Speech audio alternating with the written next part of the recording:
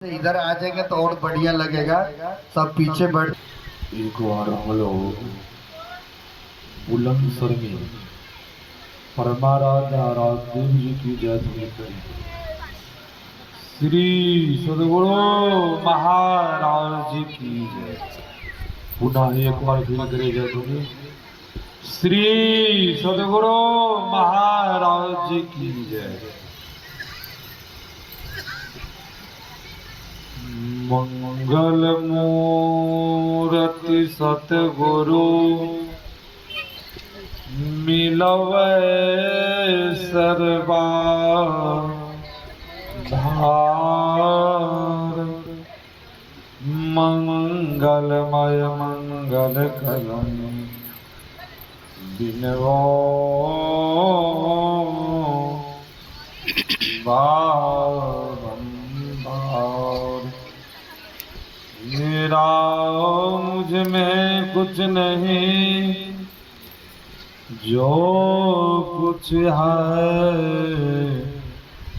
प्रभु तो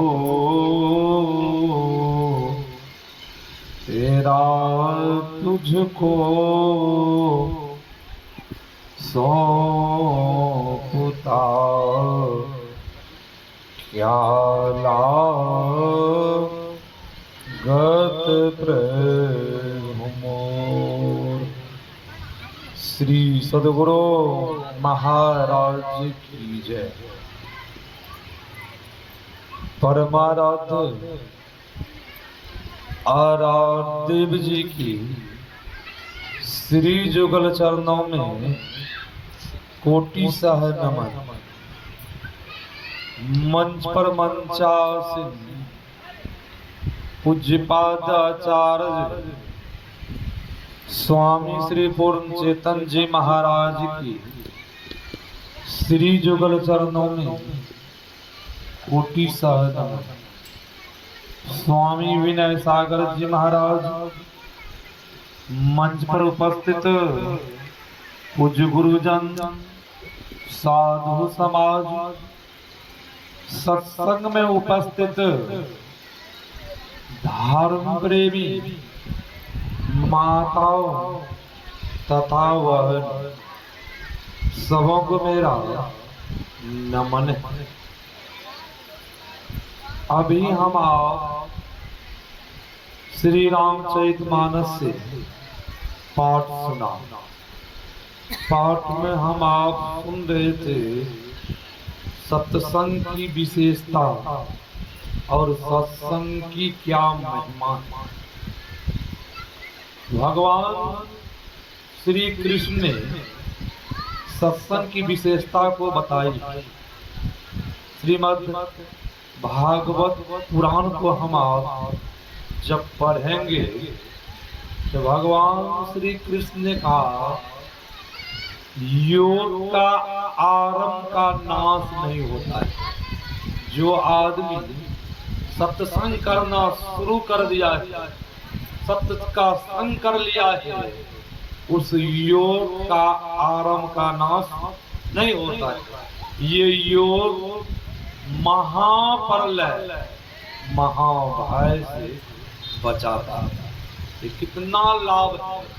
भगवान श्री कृष्ण ने कहा, जो सत्य का संग कर लिया, ये सत्य महाभय महाप्रलय से बचाता है। महाभय क्या है? जीवन में प्रत्येक मानव के जीवन में महाभय लगा हुआ है। महाभय क्या है? हम आप जन्म लेते हैं, शरीर को छोड़ते, तो संत महापुरुष ने कहा, इनसे बड़ा दुख और कोई दुख नहीं है। हमारे सदगुरु महाराज जी ने कहा, आवागमन सम दुख दूजा है नहीं जग में कोई, इसके निवारण के लिए प्रभु भक्ति करनी चाहिए। हमारे सदगुरु महाराज जी ने कहा, आवागमन के जो दुख है, दूसरा दुख, इनसे बढ़ के संसार में कोई दुख नहीं। कहेंगे क्यों, इनसे बड़ा दुख क्यों नहीं संसार में? बहुतों को बहुत प्रकार का दुख होता है। तो संत महापुरुष ने कहा संसार में बहुत प्रकार के दुख आता है जीवन में, पुनः फिर सुख भी आ जाता है। और आवागमन का जो दुख है, इसलिए इस दुख को विशेष बतलाया है वेद पुराण उपनिषदों को हम आप पढ़ेंगे। 18 पुराण है, 6 शास्त्र है, 4 वेद है। हम आप जब पढ़ेंगे आवागमन के जो दुख है, इसको दूसरा दुख बतलाया। क्यों? संत महापुरुष ऋषि पैगंबर ओलिया ने कहा है, मरने के समय में 1000 बिच्छू डंस मारने के समान दुख होता है। किसी को एक बिच्छू काट लेता है तो कितना दुख पहुंचता है। एक साथ में 1000 बिच्छू किसी को डंस मारेगा तो कितना दुख पहुंचेगा। संत महापुरुष ने कहा मरने के समय में उतना ही दुख होता है, 1000 बिच्छू एक समय काटता है। फिर जन्म लेने के समय में भी वही दुख होता है। इसलिए संत महापुरुष ने कहा इस दुख से जब आप बचने के लिए चाहते हैं, इसके निवारण के लिए जब बचने के लिए चाहते हैं तो भजन कीजिए, और दूसरा कोई उपाय नहीं। जिन्होंने सत्य का संग कर लिया है वही तो सत्संग है। संत महापुरुष ने कहा, भगवान कृष्ण ने कहा, जो आदमी सत्य का संग कर लिया उनका विनाश कभी नहीं होगा। आपने सुना होगा राजा हरिश्चंद्र जी महाराज के बारे में। हम आप देखते हैं घर में किसी प्रकार की लड़ाई होती है, झगड़ा होता है, बहुतों सत्संगी है। झगड़ा को सुलझाने के लिए, मिटाने के लिए थोड़ा बहुत झूठ बोल ही लेते हैं, झूठ का सहारा ले ही लेते हैं। बहुतों सत्संगी को देखिए न, कल गया था मैंने अहमदनगर मंडी सत्संग करने के लिए। जब सत्संग कर रहे थे, आरती हुई, एक सज्जन आया प्रणाम करने के लिए। मैंने देखा उनके हाथ में चुनाव चिन्ह। मैंने कहा हाथ में चुनाव चिन्ह देखता तो कुछ नहीं बोला, चुनाव चिन्ह खैनी खाते। संत महापुरुष ने कहा है पंच पाप का परित्याग करके जब भजन करेंगे, गुरु के आज्ञाओं का जब पालन करेंगे तब विशेष लाभ होगा। संत महापुरुष बता दिए, आप नहीं करेंगे तो लाभ होगा। लाभ सबने चाहते हैं जीवन में। राजा हरिश्चंद्र जी महाराज बहुत सत्यवादी, सत्य पर रहते थे। होता क्या है, राजा हरिश्चंद्र जी महाराज स्वप्न में देखा कि मैंने धन संपत्ति ब्राह्मणों को दान में दे दिया। जब उनकी आंख खुलती है, स्वप्न टूटा। राजा हरिश्चंद्र ने कहा मैं तो महल में सोया हुआ, मैं तो दान दिया हूँ ब्राह्मण। होता क्या है, उतना ही देर में उनके दरवाजे पर विश्वामित्र पहुंच गए। जब विश्वामित्र पहुंचा, राजा हरिश्चंद्र जी महाराज ने कहा महाराज मैंने स्वप्न में ब्राह्मणों को धन संपत्ति सब कुछ दान दिया है।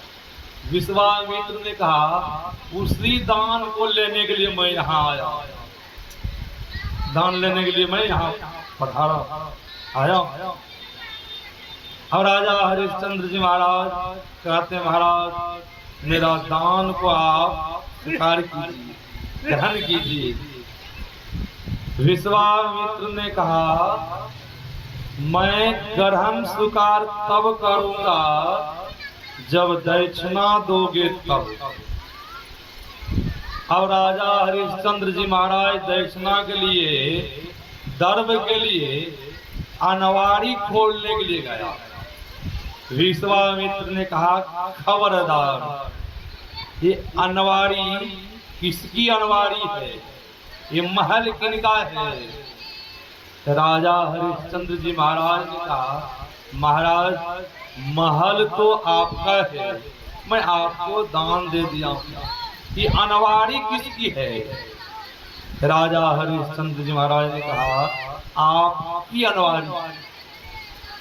विश्वामित्र ने कहा जब तक दान नहीं दोगे, दक्षिणा नहीं दोगे, मैं ये राजपाट महल स्वीकार नहीं करूंगा।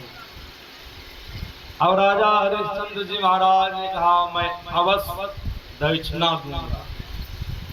अब राजा हरिश्चंद्र जी महाराज की पत्नी थी सेव्या, पुत्र का नाम था रोहित कुमार, जिनके नाम से रोहतास जिला पड़ा था।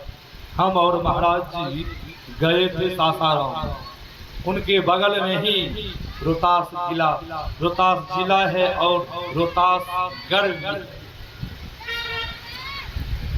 तो होता क्या है, अब राजा हरिश्चंद्र जी महाराज दक्षिणा के लिए घर द्वार छोड़ करके निकल जाते। अब जब निकल गए, जिनके यहाँ काम करने के लिए जाते थे, राजा हरिश्चंद्र जी महाराज को काम करने के लिए नहीं देते थे, पहले हाथ जोड़ लेते, क्योंकि वहाँ के राजा थे न, अब उनको काम करने के लिए कोई नहीं देते। संत महापुरुष ऋषि पैगंबर ने कहा है राजाओं की एक राज में पूजा होती है और साधु महात्मा फकीर की सब राज में पूजा हो जाती है। अब राजा हरिश्चंद्र जी महाराज, उनके साथ में उनकी धर्म पत्नी सेव्या, पुत्र रोहित कुमार, अब जिनके दरवाजे पर पूछते थे कि मुझे काम करने के लिए रख लीजिए, नौकरी रख लीजिए, अब कोई तैयार नहीं होता था, पहले हाथ जोड़ लेते थे। अब होता क्या है, राजा हरिश्चंद्र जी महाराज अपने राज छोड़ करके कहाँ पहुंच गए? काशी नगरी पहुंच गए। अब काशी नगरी जब पहुंच गए, राजा हरिश्चंद्र जी महाराज अपनी पत्नी को बेचने लगे। और राजा हरिश्चंद्र जी महाराज ने कहा जो कोई मेरी पत्नी को खरीदेंगे उनके साथ में पुत्र को भी मैं दूंगा।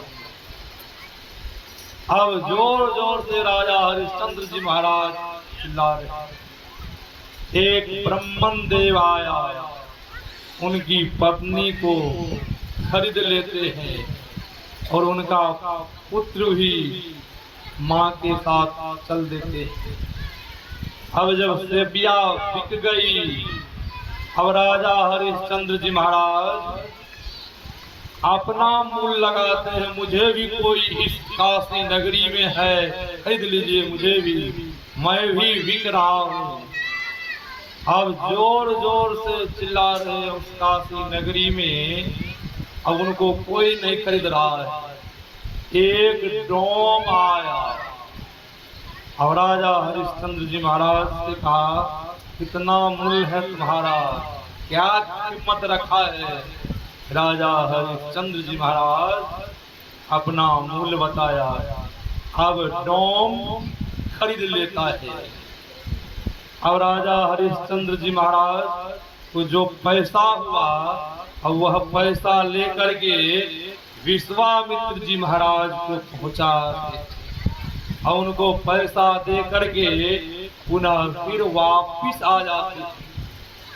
अब राजा हरिश्चंद्र जी महाराज शमशान घाट में रहते थे। उनका मालिक का आदेश कि कोई भी मुर्दा लाश आवे बिना पैसा दिए लाश का दाह संस्कार नहीं करना, और खबरदार खबरदार की आवाज लगाते हैं। और होता क्या, देखिए धर्म पर चलने में कितनी हानि होती है। गांव समाज में लोगों ने कहा, कवियों ने कहा, धर्म करे हुए हानि तैयो छोड़ी धर्म की वाणी। और राजा हरिश्चंद्र जी महाराज को देखिए कितना दुख आ गया है, फिर भी सत्य को नहीं छोड़ रहा। अब होता क्या है, राजा हरिश्चंद्र जी महाराज की जो पत्नी सेव्या थी, अब ब्रह्मन देव के यहाँ जो रहती थी, पूजा पाठ के सामान लाती थी, घर के सब काम करती थी। होता क्या है, एक रोज बेचारी थक गई थी। पुत्र से कहा, बेटा आज तुम ही फूल ला दो। फूल डाली, उनके हाथ में देते हैं सेव्या, और पुत्र से कहा, जाओ पुत्र फुलवारी जाओ, फूल तोड़ के ले आओ। रोहित कुमार फूल तोड़ने के लिए फुलवारी गया। जैसे फूल तोड़ता है, होता क्या है, विषैला सर्प उसको दंश कर लेता है। रोहित कुमार वहीं मूर्छित हो जाता है, गिर जाता है और मर जाता है, प्राण त्याग कर देता है। अब यहाँ सेव्या इंतजार कर रही है, मेरा पुत्र फूल लेके आएगा, मेरा पुत्र फूल लेके आएगा। ब्रह्मन देव को पूजा में लेट ब्रह्मन देव बार बार सेव्या से कहते हैं, सेव्या जल्दी फूल लाओ। अब सेव्या कहती है, मेरा पुत्र गया है, ब्रह्मन देव फूल लाने के लिए आता होगा। अब अधिक देर होने पर सेव्या फुलवारी की तरफ चल देती है। जब सेव्या फुलवारी पहुंचती है, सेव्या की दृष्टि पड़ती है, रोहित कुमार जमीन पर गिरा हुआ है। जैसे जमीन पर गिरा हुआ सेव्या देखती है, दौड़ी दौड़ी जाती है, रोहित कुमार को उठाती है, और रोहित कुमार की आवाज लगा, रोहित पुत्र उठो उठो। अब रोहित रहेगा तब न उठेगा, रोहित का तो प्राण अंत हो गया है। अब रोहित कुमार कुछ नहीं बोल रहा है। अब सेव्या रो रही है, विलक रही है। सेव्या को पूर्ण विश्वास हो गया, मेरा पुत्र अभी संसार में नहीं रहा। परमात्मा ने किस प्रकार का दुख मुझे दिया है। एक ही पुत्र था, ये भी पुत्र ईश्वर परमात्मा ने छीन लिया। और सेव्या रो रही है, विलक रही है, उस पुत्र को गोद में लेती है। अब शमशान घाट की तरफ चल देती है। जिस शमशान घाट में राजा हरिश्चंद्र जी महाराज रहते थे, उसी शमशान घाट सेव्या पहुंच गई।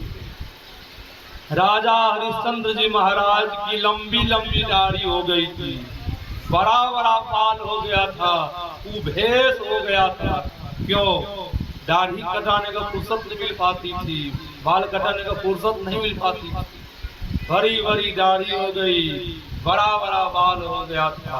अब देखने में कुभेश लग रहा था। होता क्या है, सेव्या जब पहुंचती है पुत्र लेकर के, राजा हरिश्चंद्र जी महाराज ने कहा, खबरदार। जैसे खबरदार कहा, सेव्या आवाज को पहचान लेती है। राजा हरिश्चंद्र जी महाराज नहीं पहचान पाए कि मेरी धर्म पत्नी है, नहीं पहचान पाए, क्योंकि बहुत दिन हो गया था न, नहीं पहचान पाए। सेव्या पहचान गई, मेरे ही पति है ये। लंबी लंबी दाढ़ी हो गई है, बड़ा बड़ा बाल हो गया, उभेश में रह रहे, शमशान में रह रहे। अब राजा हरिश्चंद्र जी महाराज से सेव्या कहती है, मैं पुत्र को लेकर के आई हूँ दाह संस्कार करने के लिए। राजा हरिश्चंद्र जी महाराज ने कहा, मेरा मालिक का आदेश है, जब तक आप कुछ द्रव्य नहीं देंगे तब तक दाह संस्कार करने के लिए मैं नहीं दूंगा।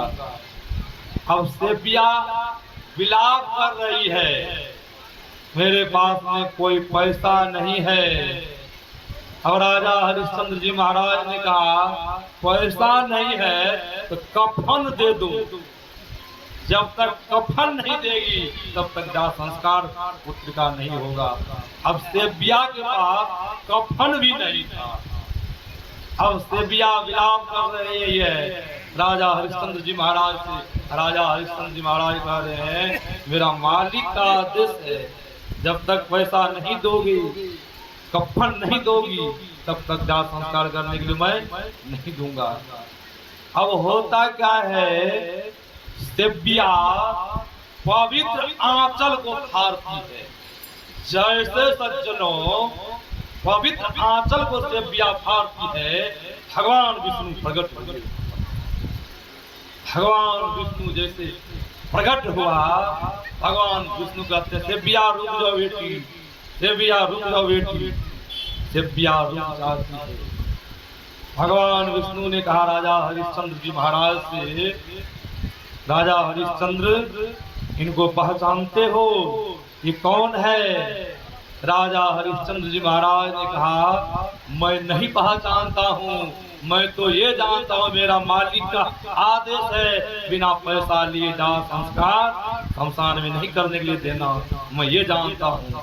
भगवान विष्णु ने कहा राजा हरिश्चंद्र तुम्हारा पुत्र रोहित कुमार है, इनको सांप दंश किया, सर्प दंश किया, ये मर गया है, और तुम्हारी पत्नी ये सेव्या है।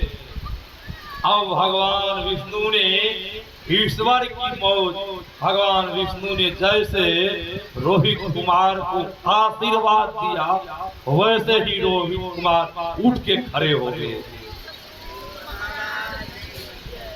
जैसे रोहित कुमार उठ के खड़े होते हैं, भगवान विष्णु ने कहा राजा हरिश्चंद्र जाओ अपने घर वापस जाकर के राज करो, मैं तुम्हारी परीक्षा ले लिया, जाओ अपना घर अब राज करो। जा करके फिर राजा हरिश्चंद्र जी महाराज आए अपने घर, और जिस तरह राज करते थे उसी तरह राज करना शुरू कर दिया। कि किनके प्रभाव से हुआ? राजा हरिश्चंद्र जी महाराज कहीं सत्य से विचलित हो जाते, धर्म को छोड़ देते, तो वापस धन आता, मरा हुआ हो कभी जीवित होता नहीं होता। इसलिए संत महापुरुष ने कहा जो कोई सत्संग को पकड़ के रखते हैं, सत्य को पकड़ के रखते हैं, उनका बिगड़ा हुआ भी काम बन जाता है। हम आप बिगड़ा हुआ काम को बनाने के लिए चाहेंगे तब ने, सत्य को पकड़ के रखेंगे जीवन तब ने।